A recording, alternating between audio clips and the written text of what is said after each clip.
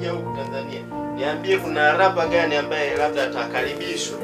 Labda hata naye asione mwenye sumu. Au hata kama wale ambao wanakujaga yale wanakuaga wale furahisha kwenye stage baada ya official ambaye Drake anamjua.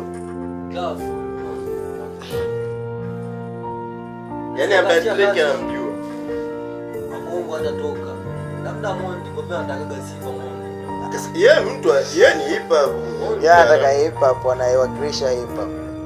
Kwanza akapeleka Mungu. Yaani Drake ambaye Shangaa akamchukua Kenya Fidika. Nani unao Kenya? Wa Kenya nani? Wewe unachukua. Kwanza wewe jamaa kapiga collab na wasanii wakubwa sana mapema. Unang'ang'aa Sharu. Mwenyeji wala unatoka yani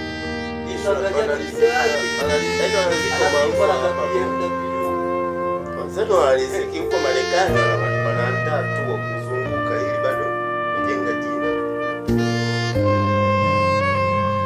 Unaona Central Cine anapiga tour yake Asia, China, wapi.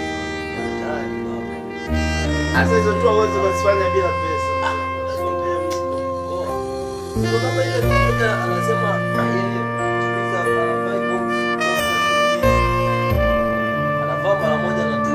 Sio unapimba kwa hivyo vitu. Hiyo hata sisi watoto wa mtaani mimi zangamua nikafanya.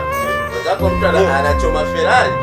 Hata mwenyewe zangamua anachoma Lamborghini na anambia basa box. Kitu kama hivyo. Kuna wasanii wafanye muziki wanafanya comedy. Hivi unajua? Ushaona hiyo? Wasanii wa bongo wafanye muziki wanafanya comedy.